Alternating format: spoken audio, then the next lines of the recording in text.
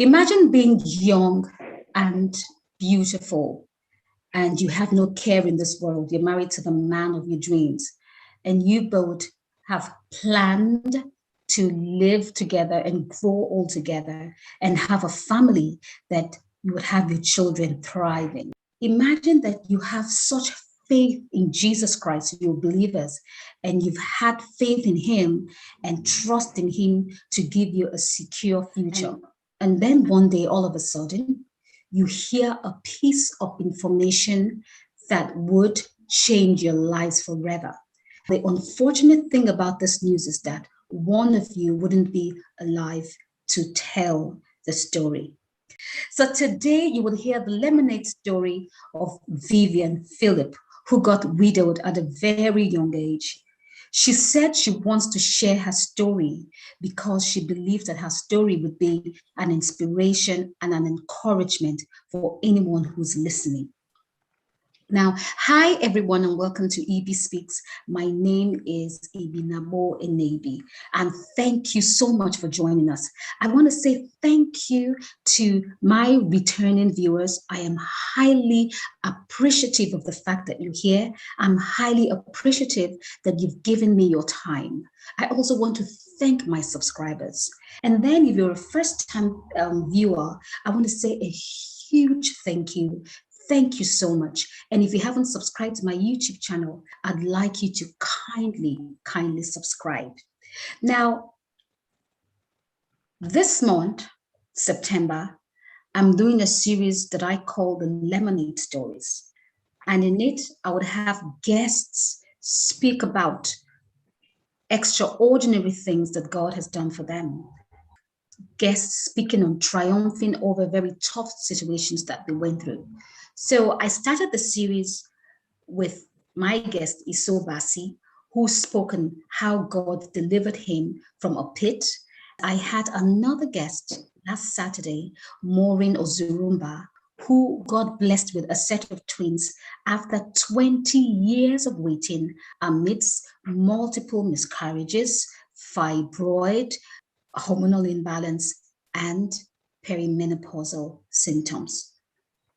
And so my special guest, Vivian, will be talking about widowed, but not forsaken and abandoned. So Vivian, thank you so much for coming on EB Speaks. Thank you for having me. Thank you. When I came in contact with you, there is something that you said that encouraged me. You went through something that was horrendous. You said to me that God is good. But before we go in or delve into your story, I'd like you to tell me a little bit about yourself. My name is Vivian Phillip. I'm from Edo State. I'm a mom. I have two beautiful daughters, Kayla and Adele. Right now, I'm into business and into real estate. That's just a brief info about me. How old were you when you got married? I was 26 when I met my husband. Yeah, we got married when I was 26. And how old was he when he died? And how old were you when he died? I was 30 when he died. You were 30 years old when he died. Yeah. Wow. Now, Viv, do you mind if I call you Viv? It's fine. Okay. Now, before we go into the conversation proper, I'd like you to know that this is a very safe space. You don't have to say anything you're not comfortable about saying. Anytime you feel that you need to stop and take a break, please let me know. Okay? Yeah? Yeah. So, Viv, what happened? It all started in 2017. My husband came home one day and he started complaining of one small boil here. Well, it came at first like small pimple under his jaw. He was just showing it to me and said, babe, see this thing, no, since they pay me and all that. So I said, maybe because you just shaved. He said, no, that the way the kind of pain he's feeling is not, it has nothing to do with him shaving and all that. I said, let's just wait, maybe it will go. 1 week later, 2 months, he actually forgot about it. Until one day we were in the house, I just noticed it, and I noticed the little thing I saw under his jaw started growing. And I called his attention to it. I said, haven't you noticed this thing is growing? He said, yes, so that he wanted to tell me, he just forgot because he got busy at the office and all that. That he noticed when he went to use the restroom in the office, he noticed the thing had grown and all that. So I said, maybe it's boy, it will get ripened and then burst and go. Before we knew it, it started increasing in size and it started becoming uncomfortable with it. It was coming with severe pain and all that. So he went to the hospital and ran some tests. They told him that it's thyroid, that so it's not that big, that he could take some drugs and all that to suppress it or so. So he started taking some drugs and, but still yet weren't seeing any change. Instead, it started increasing. It became so big that it covered its entire neck completely. From here to this place, covered it completely. And, we became so worried. He went back to the hospital. They said, okay, it's time to operate it. You remember they said it was thyroid. And I said they said it was time to operate it. Wait, 1 second. Let me just ask you this question. Did they do any scan or any x-rays or anything before they came to the conclusion that it was yes, thyroid? They did a scan. They did a scan and said it was thyroid. They did a scan. They told us it was thyroid. So what we had, we had it, we knew what's going on was he had thyroid. And knowing full well that thyroid, I've seen people who had thyroid operate it and all that, and they are fine. So it wasn't something that we're supposed to be afraid of since it was thyroid, But so when he told his family about it, that he has gone to the hospital, they said he has thyroid, they have to operate it. We all agreed. Then 2 days later, he started getting calls from family. His siblings were calling that he shouldn't operate it, that it's spiritual, it's not just thyroid, that it's a spiritual attack and all that. When he told me about it, I said, I don't want to listen to this spiritual thing. They are told in the hospital it's thyroid, let's just go and operate this. But the pressure was really much from his family. They were pressuring him and all that. So I said, okay, let's go and talk to pastor about it, because he works in church. So I said, he was a pastor in the church where he worked. And I said, okay, let's go and talk to pastor about it. So we went and pastor said, go ahead, let's go and operate this and all that. The week we were supposed to operate it, the pressure came again. So while we were battling with the pressure from family that if you operate it, he's going to die, that's the vision they said someone gave them, that if you operate the thyroid, is going to die. While we were dealing with all of that, we saw someone in church who had thyroid, a lady in church, which I knew had thyroid one time, and I saw her that a thyroid had gone down. So I went to ask her, babe, you used to have this thing my husband has. What did you do? So she told me that there's a doctor in Ilorin where she said she didn't operate it. She said there's a doctor in Ilorin. If we go there, what he does is he gives you injection on that spot. Mm-hmm. The injection will, I think he said it would take like 2 or 3 doses. She said she took just 2 doses because it wasn't as massive as my husband's own. So she said, once you take the injection, it begins to string the thyroid from inside until it completely goes dry and disappear. So when I heard that, I told my husband about it. He was like, this is the better option. Since they are saying if you operate it, it's going to die and all that. So we went to church, we talked to our pastor about it, and he said he will still suggest we go operate this thing. But since we want to opt for this option, and we have seen someone who did it and it worked for her, let's go and try. And so that day we traveled to Ilorin. We got to the place, the doctor examined everything and checked it and said, a bit hard. So he would need like 3 doses or 4 doses to completely get it out. So he took the first dose that day, and we came back. Even while we were in the bus, I noticed it was reducing. It was actually reducing. So for me, it was just a miracle. The first dose, and I'm seeing signs of healing and all that. It was already recovering. When we got home that day, it became soft and it has a bit reduced a little, and we're so happy. Looking forward to the next dose and the last one, to completely get rid of the thyroid. After 2 days, I noticed it came back to the actual size because I was actually touching. So I know the size. I could feel from, different edges and all that. I noticed it came back to the actual size. In fact, it increased. So we called the doctor. He said it's part of it and all that it will eventually go out. Okay, I waited. So we noticed that each time we go for the injection, it reduces. So the moment the you drug were going from Lagos to Ilorin. Yes, we're going to Ilorin every 2 weeks. Every 2 weeks. So each time we go and come back, we notice the growth, the stuff on his neck would come down. So the moment it comes back bigger, like when you're pumping a balloon, it comes back bigger. And in my mind, I was like, is this thing really working?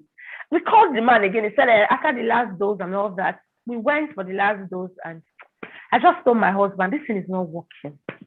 This man is just eating our money. Can we just go and operate this? So we spoke to the family about it, and that day they had issues. He quarreled and told them he's going to operate this, that everything he's doing is not working, that he thinks it's time for him to go and operate it. We got an appointment in the hospital that day, and we were booked for the operation. So when he went in for the operation, it took longer. I couldn't even, it was an endless operation to me. I wasn't seeing doctors coming out because I was at the door of the operation room, panicking and waiting. I heard thyroid is just less than an hour operation. And why is this one taking? He took almost 8 pounds of blood, 7 to 8 pounds of blood. They were coming out requesting for blood and all that. I could see the fear in the doctor's eyes when they come out. As God will have it, they finished the operation and he was brought out of the theater. So the doctors told us that it wasn't easy. They almost lost him, but thank God he's alive and all that. That the thyroid was so strong and already attached to his vein. So they were being careful not to cut his vein. So they took out the growth and took it to the lab for a test. So while we were still in the hospital, they came in with the test. That was when the doctor came to break the news to us that my husband had papillary carcinoma, cancer of the thyroid. From thyroid to cancer. Where did it come from? It was something I couldn't even tell my husband. I just went out of the hospital and I said, God, cancer from where? How did this happen? It was just one little boy and suddenly cancer. That was the journey for us. At a point, I knew I had to tell him about it. There was no way I wouldn't have told him. So I went to the room, his bed, close to his bed, and I told him, this is what the doctor said, that you have cancer. So we both laughed about it, and I held his hand and said, cancer is just a name. It's not the end of the world. And that day we said, we're going to believe God to see us through it all. So we were referred to Lutz to start chemotherapy and radiotherapy. So when we got there, we discovered that their radiotherapy machine had packed up. So we couldn't do radiotherapy there. And the only functioning radiotherapy at that moment in Nigeria at that time was in Ibadan, UCH Ibadan. So we went from Lagos to Ibadan. And that time, imagine every cancer patient in Nigeria at that moment coming to UCH just to use one radiotherapy machine. You can imagine, because it was that bad. We had people from different states come to UCH to use just one. It was just one radiotherapy machine. And so that day, we left for Ibadan. When we got to Ibadan, we checked and everything. They said they were not going to admit him, that he'll be coming from home and all that. So we told them we're not in Ibadan. We're saying in Ibadan that we came from Lagos. We said we should go and look for an hotel or something. So a friend in church gave us an apartment in Ibadan where we were staying. So we're going from our house to UCH for his radiotherapy. So each time we go in the morning, imagine the first radiotherapy we went for was what just, I don't know if I would say it paused everything. It was just the beginning of everything. You know, when we got there, he took the first shot of chemotherapy and radiotherapy. So we're going back to where we were staying that day in Ibadan. While we were leaving, I asked him how he was feeling, if he was strong enough to go home. He said he was fine, that he wasn't feeling anything. I said, okay.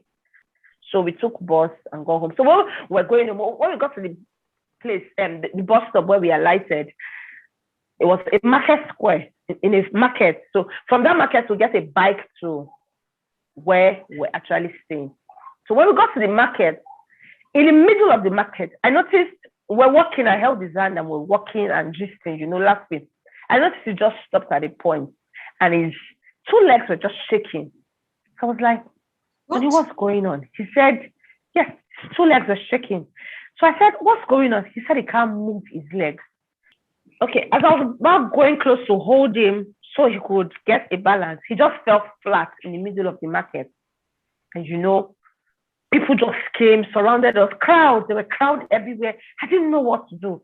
I tried picking him up because my husband is a bit huge and now I've added weight. I was very tiny, you know, trying to pick up. Nobody wanted to come to help because they didn't know what had happened. I was screaming for help. Please help me carry my husband.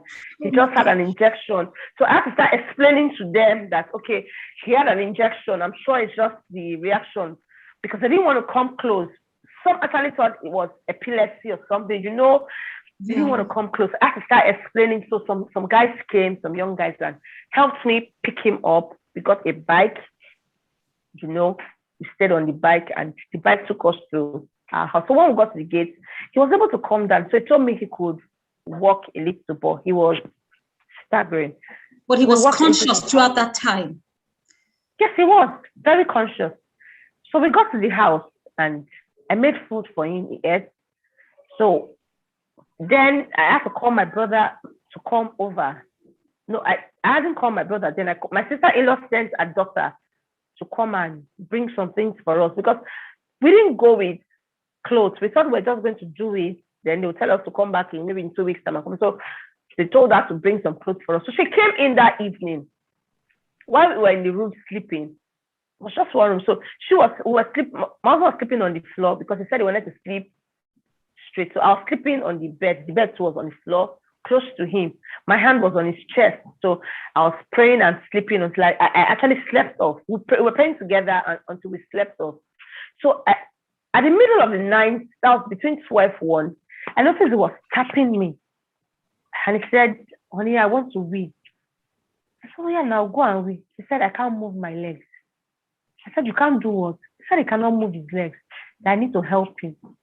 I said, so I had to call the girl. I said, Ruth, please come. Your uncle cannot move his leg. He needs to ease himself. And so the both of us, we tried pulling him up. Each time we raise him up, he falls down.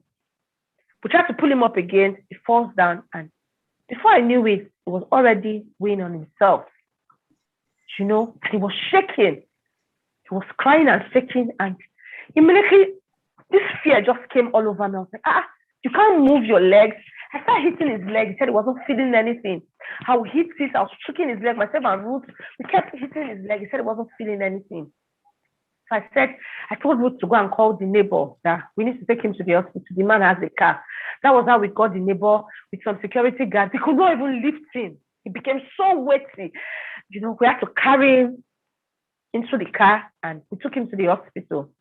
By the time we got to the hospital, they started checking and they discovered he was paralyzed from under his waist down. When the doctor told me, we are sorry, your husband is paralyzed. I said, paralyzed from where to where? How did it happen? He walked out of this hospital with his two legs.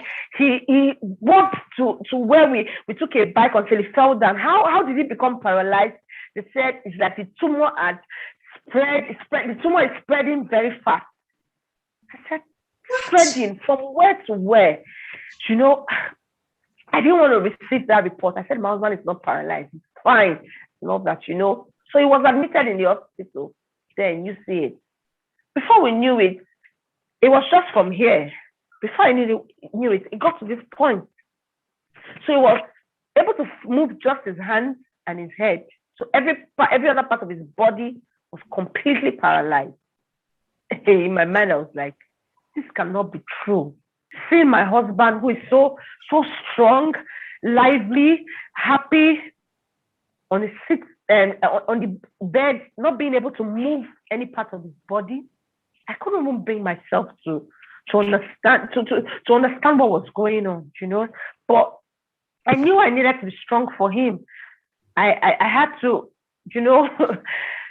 show him that everything was going to be okay. So he kept asking me, babe, what's going on? What did the doctor say? Because I took the doctor out to get the information. I didn't want them to say it before him. So he came and asked him, babe, what's going on? Why can't I feel my body? I just told him, your body is responding to the chemotherapy and the therapy. With time, you begin to adjust and you begin to feel your body. He said, okay. So that was how the journey started. My husband was on the bed, not being able to move his body and all that. He started wearing diaper because he didn't have control of his organs anymore. Imagine seeing my own husband using diaper. It was that bad. And, if he wants to pass, his stomach started getting bloated because he couldn't pass out urine and waste.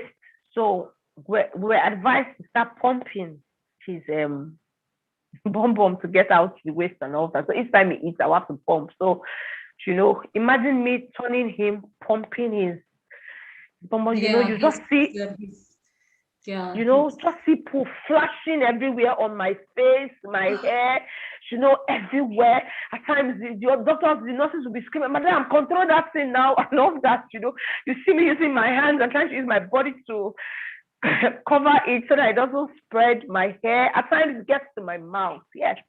When I noticed I couldn't hold him anymore because he became the weight, I don't know, maybe because he was paralyzed, I had to call my younger brother. He came around. My brother would come and help me lift him. I'll change his diaper, pump, and all that. But all of that, my husband kept saying, babe, it is well. God is on the throne. God is a good God. Each time he says all of that, and I'll be like, if this man that is on his sick bed, he's being encouraged, who am I to, get discouraged? It was terrible. There are times, I feel like, God, what's going on? What have I done to deserve this? I'm too young for this. How can I be doing this now when I'm supposed to be taking care of my children? I couldn't even talk to my kids because I know they will ask questions. How is daddy? I want to talk to him and all that, At times when I feel discouraged, I just go to the church in the hospital. I'll go there. I'll kneel down there myself and Ruth and my younger brother will go there, will cry, pray to God, sing praises and worship. And I just say, God, I know you are the one that is at work in my husband. He came into this hospital with his 2 legs. He's going to leave with his 2 legs. I was my faith was so strong. I believed that my husband was going to come out alive and come out strong. And I kept saying, Amos, Philip, he'll come out alive, nothing broken, nothing missing, no organs damaged and all that. That was just my conviction. I knew God was going to heal him. Until one day, my sister-in-law, one of them had to come to the hospital. When they saw him that day, before they entered, I went to meet her at the door and I told her, I said, please don't cry. When you get to the hospital, get close to your brother, please don't cry. Just encourage him. I know it's not easy seeing him on the bed and all that. I said, don't cry, just go there, play with him, because my husband is very lively. Even while he was there, was cracking jokes with the nurses and the doctors, keep making the environment very lively for them. So I begged her not to cry. When she got in and saw her brother, she couldn't hold it. She started crying. So my husband just called me and said, babe, please tell Auntie to go outside. I don't need anybody to cry around me. I couldn't tell her because she was my husband's older sister and all that. So I just used style to say, Auntie, you don't do now. Let's sing praise and worship. So we just started singing. That was how we were able to change that atmosphere. Okay. So Vivian, your his elder sister came. She was very saddened by what had happened, which is a natural thing. And Yeah. you try to change the atmosphere by singing praise and worship and all of that. But then, in all of this, what was the most challenging experience for you? Hmm. Wow. The most challenging experience for me was when the the eldest came. She actually came from Abuja, and while she was coming, she came with a prophetess. When I saw the woman, I was wondering, I thought she was maybe a relative I didn't know of or something, you know. I just looked at her face, half part of her face was burnt down to her legs. She has this funny look and all that, but it didn't make any sense to me. All I was after was my husband standing up. So I gave her my sister-in-law, but there was this cold, you know, reaction from her. She actually came with one of her uncles too. So they entered the hospital. We're sitting on the bed. I was sitting close to my husband. I held his hand and I was reading scriptures to him when they came in. And the woman just said, "Who is the wife of this man?" My sister-in-law pointed at me and said, "She's the one." So the woman just said, "Madam, follow me." So as I was about going, my husband held my hand and said, "Babe, what?" I said, "Nothing. Your auntie said she wants to see me." So I called the woman, my husband's auntie, because I thought she was a relative. And I said, "Auntie, okay, go." So I told myself and my brother went out with them. They gave me a seat to sit down and I sat down just the way I'm sitting now. And they surrounded me. Who And surrounded you? my sister-in-law, the two of them, the uncle, my brother, Ruth, and the prophet. Okay. And the first thing that came out of the man's mouth was, "Madam, please release your husband." And I was like, "Release my husband? I don't understand." She said, "Don't tell me you don't understand." I said, "Release your husband. Why do you want to kill him?" I said, "Why do I want to kill my husband? Why? I don't understand, Mother. What are you saying?"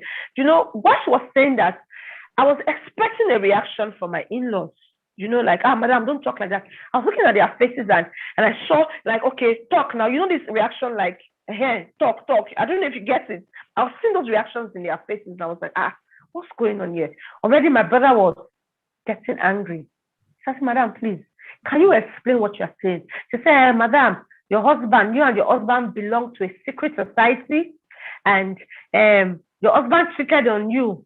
So because you are more powerful than him in your spiritual coven, you want to kill him." And I just placed my hand on my head. I was like, "Madam, what are you saying? I want to kill my husband. My own."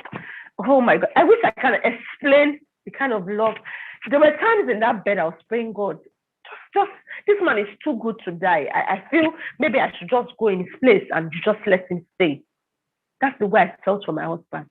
And when she said that, I just felt my whole world crumbling before me. My brother was mad. So I held my brother's hand and said, "Wait, let's calm down." I said, "Madam, you said I want to kill my husband because he cheated on me." So I told her that I said, "If I come into a house and I meet my husband on top of another woman, I will sit down and wait and allow the woman go. Because I know my husband was being just. He will never cheat on me." She said, "So why do you want to kill him?" And she now said, "There's a mark that myself and my husband has in our body, that she needs to take us to a church." I don't want to mention the name of the church. She needs to take us to a church to remove that mark so that my power over my husband can leave. I said, "Madam, if you say there is a mark in my husband and I's body, I don't doubt it, because we bear in us the mark of Christ." She said, "Madam, keep quiet. I'm not telling you about the mark of Christ. I'm telling you of a demonic mark that you bear in your coven." You know, she now said, "Release him." Okay, since you don't want to release it, I will do it my own way. So she said, "Madam, don't worry. I bet you in the next 2 weeks, this man will stand up from this bed and I'm going to deal with you." So my brother now said, "Madam, if you have the power to make this man stand up from the bed, why not do it now? Why wait for 2 weeks? Do you think we came here to lodge? Do you think this is an hotel or a tourist attraction or something? This is an hospital. We are tired of this place. If you think you have the power, release him." She now said, "I'm not talking to you. Who are you?" So there was an heat argument between herself and my brother. All this while, my in-laws were quiet. I just told my brother to hold on. And I said to the woman, I said, I don't know you from anywhere. If you see me on the road, you won't stop me to say all of this to me. I'm sure the only people who owe me an explanation are my in-laws. My sister-in-law just said, we don't talk our own. I don't tell you. That's how you go be. I should don't talk her. That's how you go be. That was her statement. And she stood there. I just walked away. I picked up my phone and I went to call my pastor's wife. And I told her what was going on. She just said, Vivian, you have been strong. Just keep being strong. Everything is going to be okay. Nothing is going to happen to your husband. She just encouraged me and all that. So where I was, I just stayed there and cried. I cried bitterly because I didn't want my husband to see me cry. So when I went in, they were with him already. My brother had gone in to meet my husband. So he held my husband's hand and was praying in tongues and all that. So my sister-in-law and the woman went in. So when I went in, my husband called me and said, "Babe, what's going on?" I heard noise outside. I said, no, they were just arguing over some issues and all that. Then I said, "Are you okay?" I said, "Yes." He said, "Did you cry?" I said, "No." He said, "You cannot lie to me. You just cried. Why did you cry?" I said, "Nothing. That everything is okay." I said, "Okay." So the woman brought out one hanky, funny looking handkerchief, like something being stained with blood and all that. And she tied it on my husband's hand. And she said, "Madam, if you come out this thing, this man will die. No, come out this thing." Those were her words. "Don't remove this thing," and all that. That she's going. In 2 weeks' time, my husband will stand up. So my sister-in-law walked out to the gate, and my sister-in-law came back to me and said, "You don't hear what she tell you, Madam Spiritual Woman. If you come out that thing for that woman's hand, and anything happened to my brother, be ready to face the family." It was like a dream. It was like a dream. These are my in-laws that I couldn't believe it. I was broken. I couldn't say what to them because I didn't know what to say. After the woman left, my pastor called some people from church to come and join me in the hospital. Do you want to take a little break? No, I'm fine. I'm fine. So my husband called, my pastor sent 2 people from church to come stay with me in the hospital. So when one of them came that day, she saw the hanky and she removed it. The other one left, my sister-in-law, the other one left. So the other one that was there before was still there. So she came in and said, "Who removed the hanky?" I was about talking. My husband now told her that he was the one that told the lady. She's even a colleague in his office. They work together in church to remove the hanky. So she went out, picked up her phone and called her sister. She was crying. The next thing, the sister called me. "So you have removed that thing after all I've told you. After all I've told you, if anything happens to my brother and all that." Vivian, there was no empathy whatsoever to say, oh, sorry, whatsoever. I wasn't getting that. Actually, the one that was staying, my sister-in-law that was there, that was staying with us, she showed me hell. I couldn't believe it. There were times I want to give my husband food. She would come and collect it, or at times she wants me to test it before putting it in my husband's mouth. It was that bad. It was terrible. There are times if the doctors want to talk to us, she'll just come here and talk to me and the sister and all that. There was even a time the doctor called me and said, "Madam, do you want us to stop this woman?" Because they were seeing the tension and the pressure she was putting on me in the hospital. Cleaning my husband's body at times, she'll be telling me, "Hey, not pee my brother, but you, if you know Sabi John, leave him. If you are not, all those attack and all that." Was she touching him?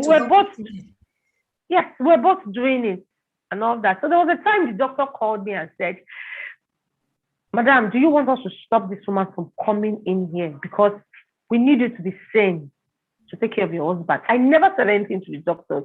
They saw it and said, do you need us to stop her from coming here so that you can take care of your husband? I said, "No.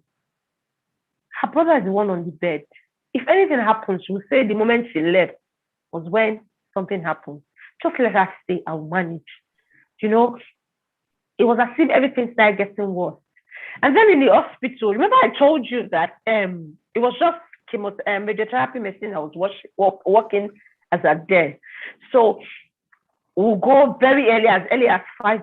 By the time we get to the place where we're supposed to take the radiotherapy, we discovered that we're either number 200 or 100 something. How early did we get there?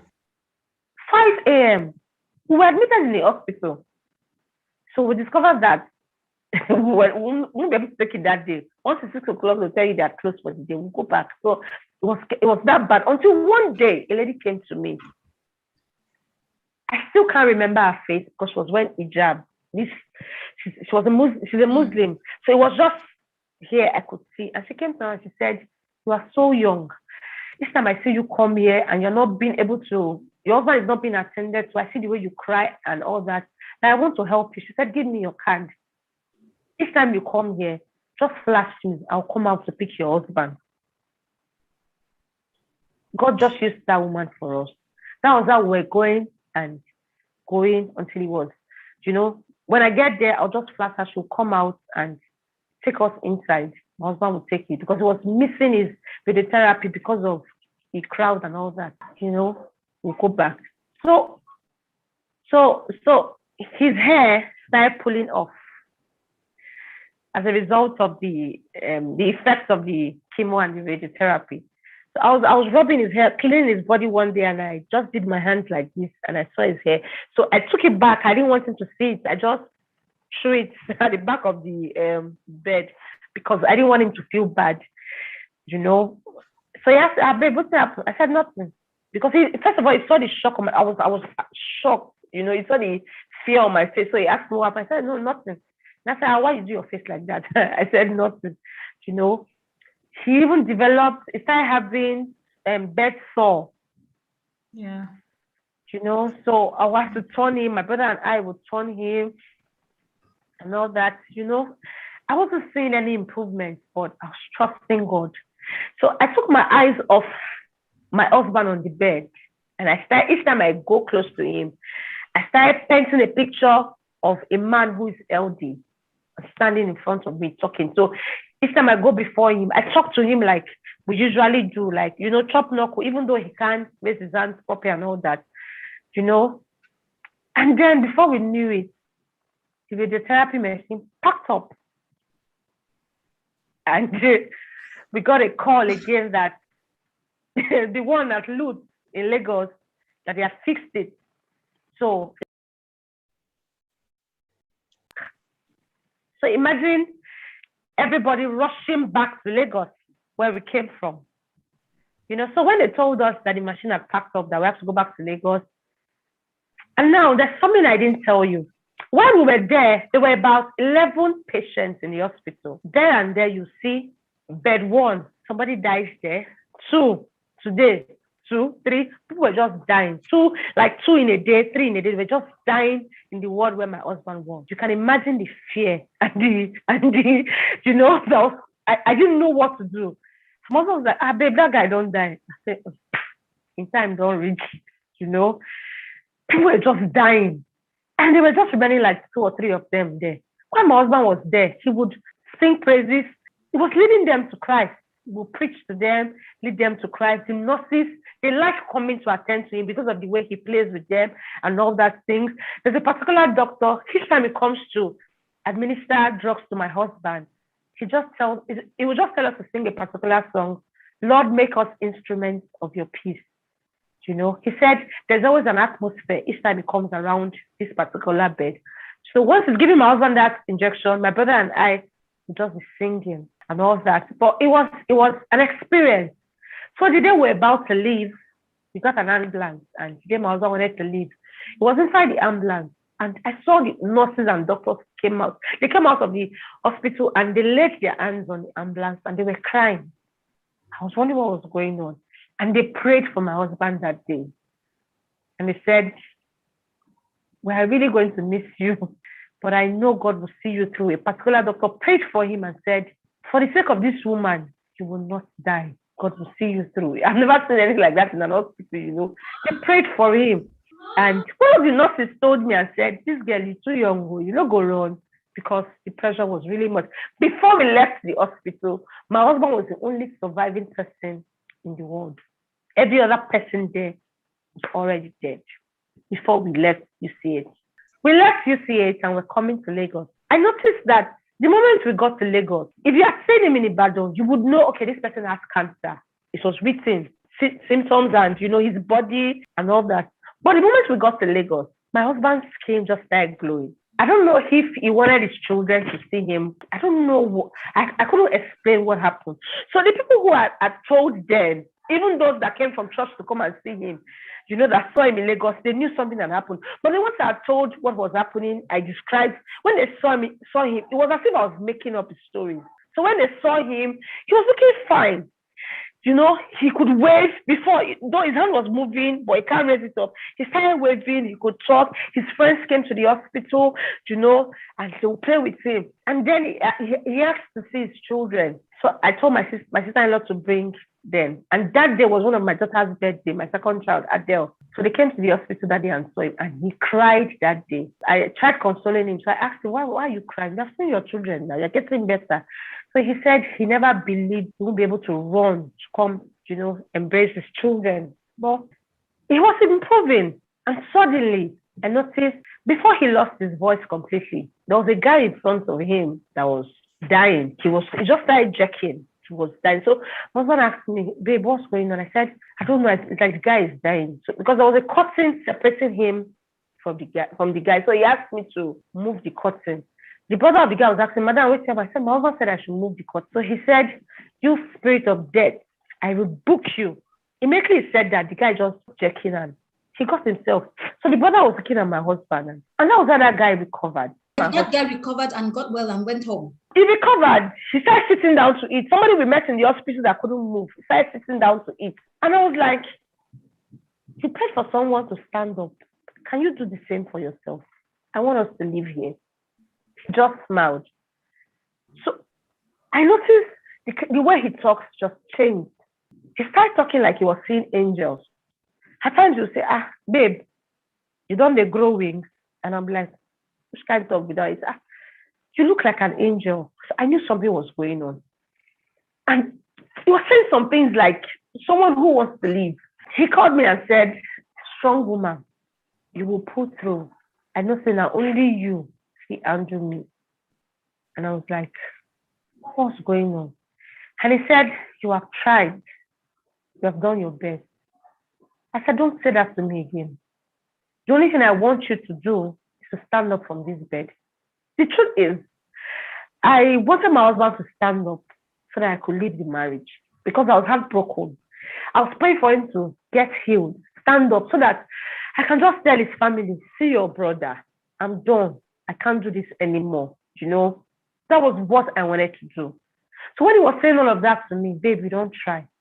You don't try. He kept saying that. I said, don't say that to me again. Don't. My mom came to the hospital that day and he said the same thing to my mom. He said, Grandma, my girlfriend, that's what he calls my mom. Grandma, you don't try. You don't go rest. Stop to the pray. Those were his words. And I said, don't say that again. Don't. After I said all of that, my pastor came, everybody came, prayed for him and all that. And they said I was improving. Before you knew it, he couldn't talk again. I couldn't hear his voice. I wanted to put my ear close to his mouth to hear what he was saying. He started whispering. And, I had to call my pastors to come that I don't understand what's going on again. My husband is not talking. His breathing just increased. I breathing very hard and all that. He was gasping for breath. And what were the doctors saying at that point? One of the doctors came and said, Madam, just keep believing God. The cancer had spread all over his lungs. So we're just trusting God for a miracle and all that. I told her, Madam, the God I serve will bring my husband out of it. I was still believing. He couldn't breathe. Before you know it, he wasn't talking anymore. His eyes started changing. So I was asked to go and book I was given a form to go and pay for X-ray somewhere and all that. My pastor's wife was there with some of my husband's colleagues. My mom was there. My sister-in-law and all that. They had all come. The one that left with the prophet, they were all in the hospital. When my mom came to the hospital that day, I forgot to tell you this. And she saw that I was trying to pump my husband's bum and it started coming out beyond control. It was so bad that the glove I had on got torn. So I started using my hand to pack the pool inside the bucket, and my mom almost fainted. She was shaking. And I was wondering why. So when she went out, she was crying. I went to meet her to say, this what you were going through? Why didn't you call me to come and join you? I told her my brother was there, so there was no need for her to come, And one of the nurses said to me, that, Madam, this is the way they do. Even me, why I do not, I know she try them. I was using my hand to pack another. So when I went for the to collect the X-ray, to book for the scan, he was surrounded by some doctors. They were checking and all that. So I just went, and when I was coming in, I saw them pressing my husband's chest, and I was like, "How was going on?" Before I knew it, Madam, we are sorry, your husband is gone. I said, "Gone to where?" He was trying to tell me something before I left here and all that. I didn't want to believe, because this wasn't what I planned for. I wished, I prayed, all I knew was I got married early. I was going to have my kids. My husband and I were going to live till Jesus come and all that. We're going to share our life together. And you're telling me he's gone. So I tried pulling him up, and Vivian, take your time, Vivian. My husband was lifeless. He was lifeless. I saw my husband. He couldn't even move. And I was screaming, God, what do I say to my children? What do I say to my children? God. And while I was shouting, I said, God, you are a good God. You are a good God. Nothing evil comes from you. I kept screaming, until I was dragged out of the hospital and I passed out. I didn't remember what happened again until I was taken to the car. And when I opened my eye, I was in the car and I tried coming out to go and check, Vivian, just take your time, please. Take your time. If you need to stop for a while, please do. Because it's hard for me to... So I was taken to my pastor's house, and while we were in the car, I kept imagining, it was like I was dreaming. Somebody should just wake me up. How can I be a widow at this age? What happened? Where did I go wrong?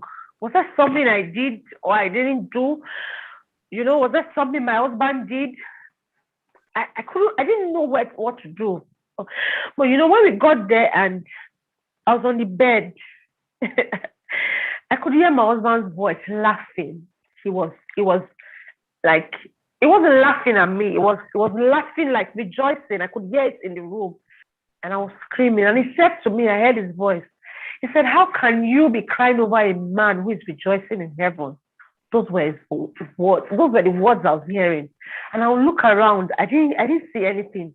How can you be crying over a man who's rejoicing? He kept saying that. And each time he says that, I'll be crying, I just knew my husband didn't want me to cry. I'll just hear his voice. All the songs he was singing in Ibinabo. While we were in Ibinabo and we came to Lutz, he was singing, Lord, your presence is heaven to me. There is nothing in this world that I can compare to your presence. Lord, your presence, who is like you on earth? Your presence is heaven to me. So I started hearing that song, like he was singing it back to me in the room that day, It was like a dream.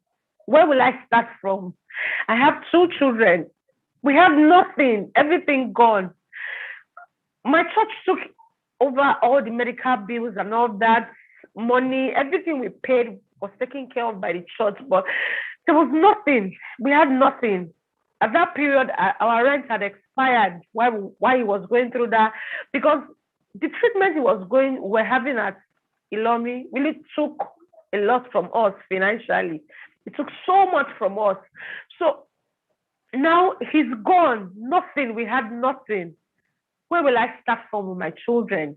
What will I do? Where will I go to? I didn't know what to do. I was in school. I stopped schooling. And now, I missed so many things.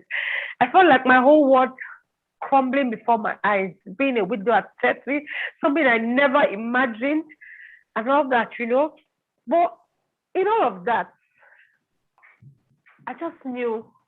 I told myself, I said, God, if you would take my husband, knowing full well that I have 2 children to cater for, it means you are ready to take responsibility for them.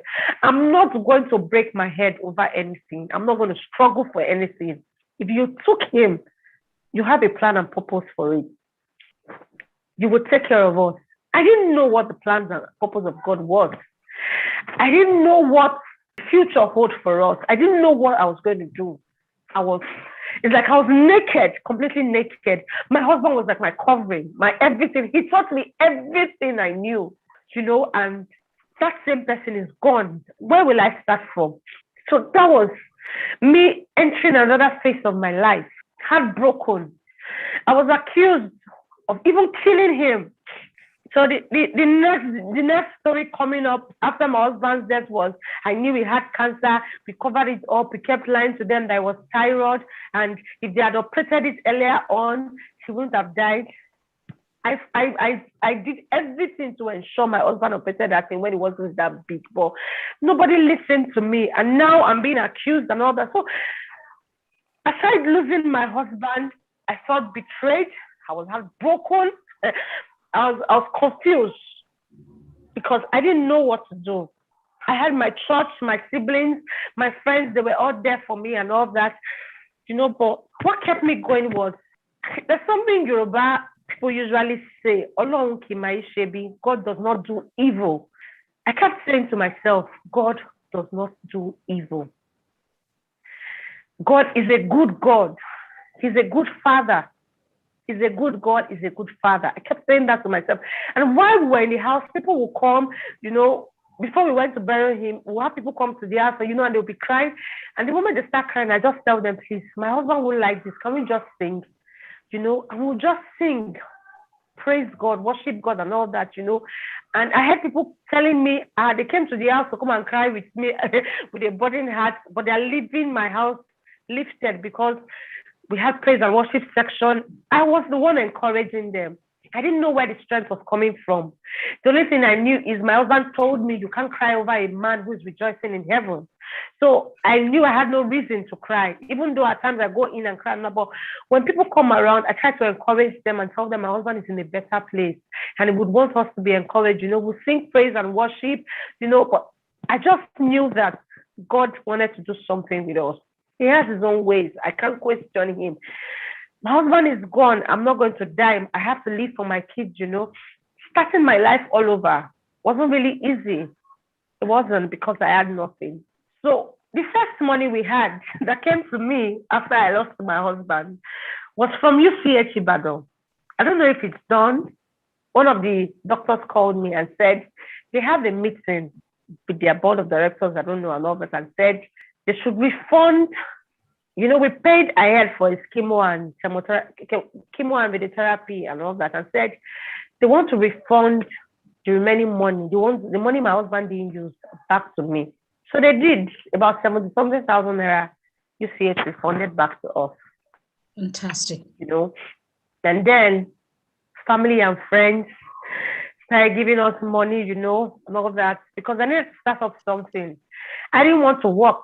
I needed a job. I didn't want to do a job that would separate me from my kids. I needed something that, I would always be available for them, knowing full well that it's just me now. If it was myself and my husband, I know, there'll be a balance, but I needed to have time for my kids. I didn't know what to do. So I ventured into selling food stuff. My mom was doing it before she moved out of Lagos. So I had an idea and all that. So I started selling food stuff. It has been God all the way. My church took responsibility for my children's school and all that. My pastor has been amazing, supporting us in every angle. They got us an apartment because, I told you our rent had expired then. My landlord came and said, Madam, I know you cannot continue with this rent. You have to move out of the house. 2 months after I lost my husband, my church got me an apartment where I'm staying now. Oh. So I used the money I had from people to start up a business and all that. But in all of that, God has been faithful, And somebody asked me one day, do you have any regrets? And I said, no, I don't. I felt, at first I didn't know that there's always a ministry in mourning. God, there's a purpose for mourning. God usually speaks to you in every situation. When there's a storm, there's always a voice in the middle of that storm. I was so crowded by emotions and things around me. I wasn't listening to that tiny voice in the midst of all the noise and the storm around me. But God was actually saying something to me. The moment I got myself, I knew, Vivian, you need to tell your story, how God saw you through. I've seen people who went through, they didn't go there were some things like there are some things I went through I can't even say here. It was terrible. I almost lost my mind. I was seeing a psychologist. I was in and out of hospital. I had depression and anxiety. It was terrible and all that. And one day when I was in the hospital, I was crying and I said, God, you've taken my husband. Do you also want to take me away from my children? Do you want my children to be orphans and all that? And I heard a voice that said, Vivian, you need to forgive. Because while I was in the hospital, I was having difficulty breathing. So I knew, so when I heard you need to forgive, I knew I needed to let go. And that night in the hospital, I cried. I called everyone that has hurt me by their name. I called them and I prayed for them and I said, God, I forgive. And that day I forgave my in-laws. I prayed for them. I called them by their name and I prayed for them. That was the beginning of God's breakthrough for me. And that day I realized that unforgiveness can hinder a lot of things. Unforgiveness can bring so many things to you. Unforgiveness can kill you. I almost died because I was keeping my heart. I was unforgiving. Did I have every right to be angry? Yes, I did, but I needed to forgive. And that day, after that day, it was as if a stone was taken away from my heart. And I felt relieved. I became lighter. I became happier. I became free because I'd forgiven. And for the first time, I said, God, I forgive you. Oh, you said to God, you forgave him. It happened to me. When my mother was ill, right? My mother was very ill, terminally ill. And I don't know if I should share this. So I prayed for my mother. So when you're saying everything you're saying, I know what you're saying. I know what it is like to have a family member that is terminally ill. My son died of cancer. My mother died of cancer. So I understand it. I understand the pain. I understand that the hospital life is a different life altogether. A different world on its own. It's a different world on its own. So I understand it. And I understand when you said that you had to tell God you forgive him.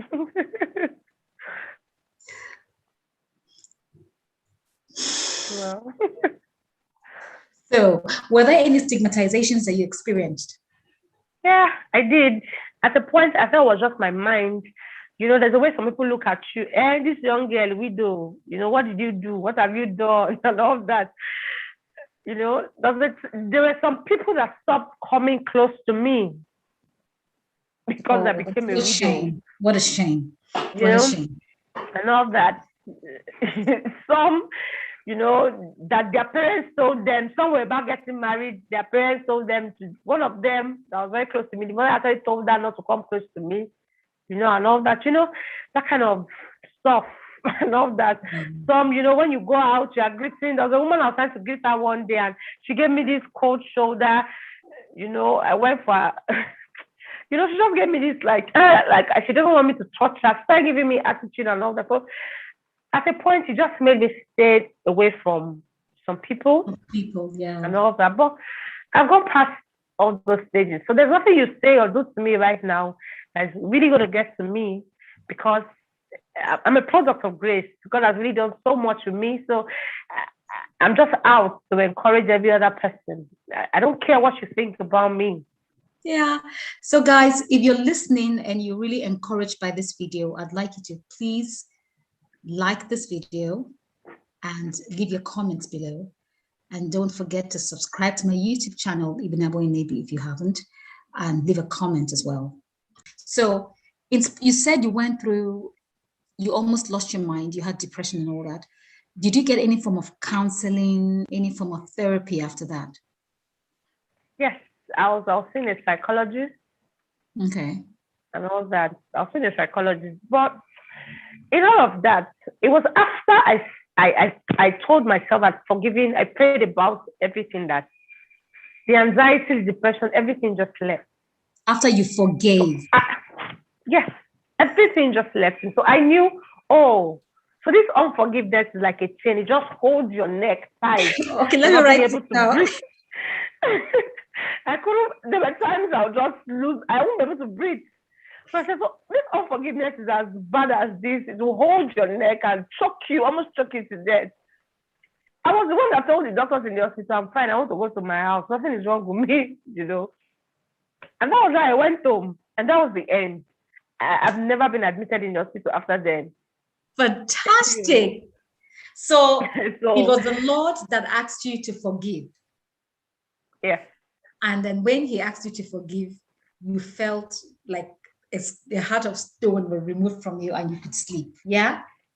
Yeah. So were you hospitalized for your mental state? Was it after your husband had died? Yes. Okay. Yeah, next to a psychologist and all that. So I was going to a psychologist. I went only 3 times before I was in the hospital, then had that encounter and all that. And that was it. Okay, so what about the children? How did the children take it? My first daughter was my fear because she was very close to her father. The other was just 2 then. So there was the closeness was not as much as the first one who had, really known her dad. Because when they came to the hospital that day, she said, Mommy, please bring daddy back home. I said, I will. I promised I was going to bring their dad home. So coming back home without their dad was something I couldn't explain. My first daughter asked me, I thought you said you were going to bring him. Where's my daddy? I couldn't tell her he's dead and all that. My mom just said, your daddy traveled. She'll come back very soon and all that. Then when we went to bury my husband, my first daughter called me up one day and, I thought they didn't know because I tried hiding everything from them, the burial. I didn't want them to go close to the coffin. So they just thought we're having a ceremony. They didn't know what I was going to do. I didn't allow them to see the flyer, the obituary and everything. So I was trying to hide it just to help their mind and all that. So, but while we're in the room, my daughter came to me and said, so Mommy, Daddy is gone. I said, gone to where? She said, I saw him. I don't know how God did it. I don't know what happened. She said, I saw him. I said, you saw him where? He said, he was standing in front of that place. People were covering him. And he was waving at me, he was smiling. I saw you putting him in the grave and he was waving at me. I said, you saw your dad waving at you, telling you to said that. She said, yes. And he was waving and smiling. So I knew, okay, she knows.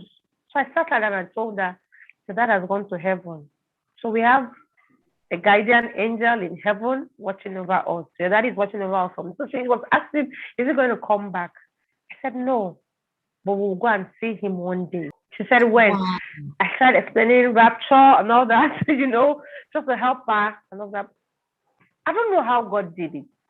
I still, I have this belief that the God of children is different from the God of adults because he just has a way of speaking to them. He spoke to them, helped them recovered. How I knew my daughter was having an encounter was when I stumbled on her diary when she was 7. I saw she wrote so many things and all that, how her dad died. She wasn't there, but she wrote some kind of things and all that. So I just knew, okay, maybe God was trying to prepare her mind and all that, My second daughter, she'll wake up at night and she'll hold my clothes. She'll be crying. Mommy, where's my daddy? Mommy, you said you bring daddy. She will cry. There was a day she cried and slept off. I just walked out of the house. I didn't know where I was going to. I got into it. I don't know where, so far from the house. That was about 12 a.m. But I was holding my phone. Then one of my neighbors called my phone. I was like, where are you there? It was when my phone rang that I called myself and I looked around in the middle of the night, 12 a.m., 1 a.m. I was very far from my house. And I asked her, I said, I don't know where I am. She said, look around. And I looked around and I discovered that I'd gotten a stepping stone far from my house. So she now said, the children are outside crying. My children came out, they were crying in the compound in the middle of the night. So she sent some people, they came to look for me, and that's why I got back home and all that. So it wasn't easy. So some of my neighbors noticed the way my daughter cries, the second one, so they'll come and take her away and all that.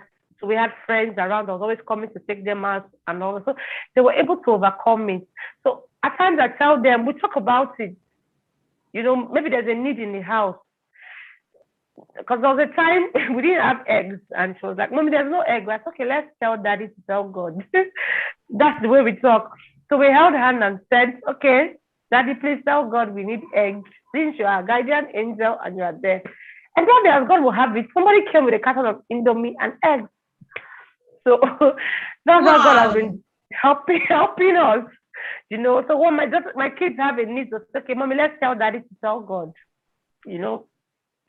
God helped me with them. My siblings, my friends, my church, they really did a lot of work on my kids, taking them out, There are times some people just come and pick them for a week or two and all that. It really helps, but they've gotten over it. Oh, that's so fantastic. Yeah.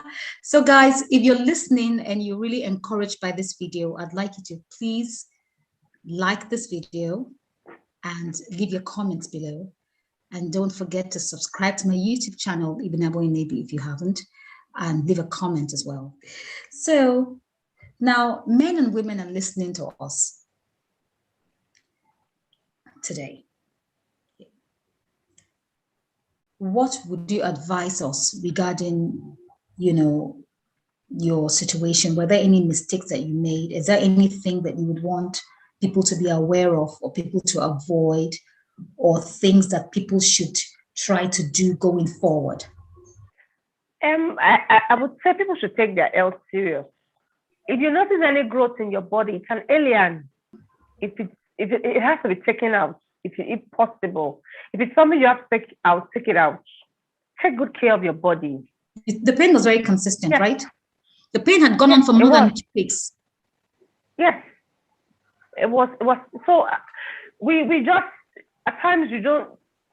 Religion has really made some people lose their life. I feel God has a plan anyway. God has His own purpose. If you wanted to take, if it wasn't that cancer, if it was my husband's time to go, God would have still taken it. But I felt that if we had operated that thing earlier, maybe the cancer wouldn't have spread to the level it got to.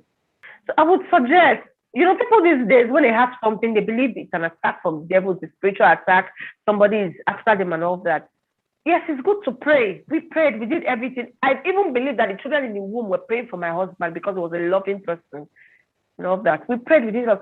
But follow through with what the doctors have told you and also believe in God. Trust Him. While you're trusting God, take care of yourself. I'm not that. I just feel people should be more careful with their health. It's very. We don't have the facility in Nigeria to cater for cancer.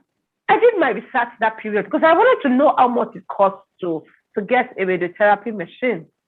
I wanted to know why would in the whole Nigeria just one radiotherapy machine working in general hospitals. But I think in some private hospitals, about 2 or 3 private hospitals added that period. But how much does it cost to have a radiotherapy machine? We don't have, the government does not care for us. So we should take good care of ourselves as much as possible. And don't allow religion make you lose your life. There are some people who wouldn't take blood because they believe their religion is against it. It's wrong. It was God who gave these doctors the idea. So when you mean religion, right, I just want to get an understanding of it. When you say religion, what do you mean? Is it superstition or is it religion? Yes, superstition. Okay. Superstition. People just make something happens to you, they tell you someone from your village that is after you. I've seen someone die of appendix because they told her it's a spiritual attack. And somebody she would have just operated and she lost her life because they felt it was a spiritual attack. Okay. Something she could have avoided. So in your view, you feel that God is a good God? God is a good God. And He's giving doctors wisdom? Yes. Okay. And that people should be open-minded enough to avail themselves of opportunities, of medical opportunities? Yeah. Okay. Now, another question I want to ask you. So, assuming there's a lady who's just lost her husband, what would you say to her right now? I will say to you, you see that word, God is the husband of the widow. That word is true. God has a way of taking care of his own. Just believe, trust him. Put your mind in God, not on any man. If you ever believe one day that, okay, I've lost my husband, maybe one uncle somewhere will take charge of my life and all. No, put your trust totally on God. Do not be discouraged. God is indeed the husband of the widow and is also the father of the fatherless. I've seen him do things that I could never imagine would happen to. I've seen God do it. Through people or just through friends? Or how? He has done it to me. He has done it to people around me, to people I know. He will do it for you. My husband died of cancer. I've seen people get healed of cancer. God is still in the business of doing miracles. Your case might not be cancer. It could be that you are battling with something, depression, anxiety, or maybe a loss of job, a loss of a loved one, so many things. I want you to know that God is good. If only you will believe and trust in him. God is not a wicked God. To me, it's the best and the good, if there's any other English, like the goodest person I've ever seen, I will ever know. God is a good God. And he is a faithful father. When he says, I will never leave you or forsake you, he means every word of it.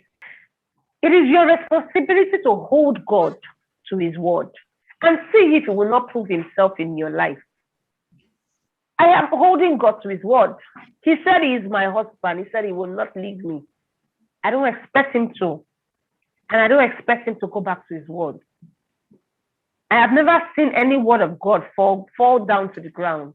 So I want to ask you this question. So when you say that, because people will be saying, so we know what husbands do. So when you want something, you tell him and he does it for you, yeah? Yeah, I won't say I have everything I have. Yeah. But I trust God for everything. God doesn't come down from heaven to give you what you want. He uses people to bless you. Okay. And God has done a lot he has been doing that for me. Fantastic. That's what I wanted to hear. I want to ask you this question and you don't have to answer it. But before I ask this question, if you were blessed by this video, I'd like you to please like it, leave your comment, and subscribe. And also share. Viv, you're very pretty. You look very beautiful. Thank you. Thank you. And that's the first thing I said to you when I met you. When I saw you, I'm like, Viv, you are pretty. Do you have any guys say, girl, we want to know you better? Okay. At the point I was like, oh, so these people now know I'm existing after my husband has gone. After he died, I started having so many people looking at me, and all that. I was like, what changed? What happened? And all that. They're coming. But I would say I'm not ready yet. Okay. Because my husband was the first man I actually loved. I used to tell God then the first man I would date would be the first man I would get married to. And all that, Though when I was growing up, I had one relationship. It wasn't a relationship to me. We were just like friends and all that. But my husband was actually the first man I dated, and it was the first one I got married to. Everything I knew, everything about life, marriage, sex, and everything, he taught me. He was too good to a fault. He never gets angry. I don't know. I even tried at times to get angry to see, his reaction. He doesn't. his colleagues could testify to it. They never saw him get angry and all that. So I asked myself one day, where would I ever get a man like Amos Philip? I don't know. So, so it's going to be a very tall order. So what's the list? What's the list? It has to be nice.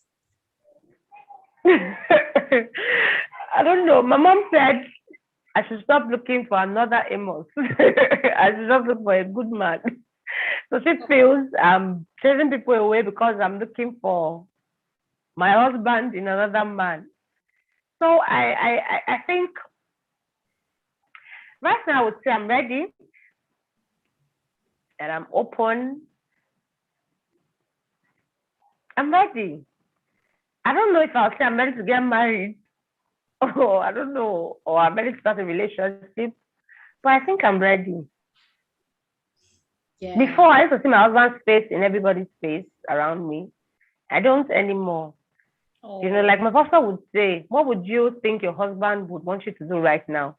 I think the normal Amos that I know, he'll be screaming, babe, move on. You don't try, move on. That's the way he talks. Move on, you're too much and all that. So, okay. So guys, thank you so much for being a part of this program. You heard all that Vivian had to say, that in spite of everything that she went through, she still says that God is a good God. So next week, I'm going to have another guest who is going to share her lemonade stories. And I have a website called onewomanity.com, a blogging site where I have interesting reads, and you can check it out to see. So, Vivian, I enjoyed your story. I was encouraged by your story, and I love your spirit. Thank you so much. Guys, please, I'd like you to subscribe to my YouTube channel. It's Ibinabo Enebi, if you haven't yet subscribed. And please like this video and share it. And also leave your comments. Yeah, Viv,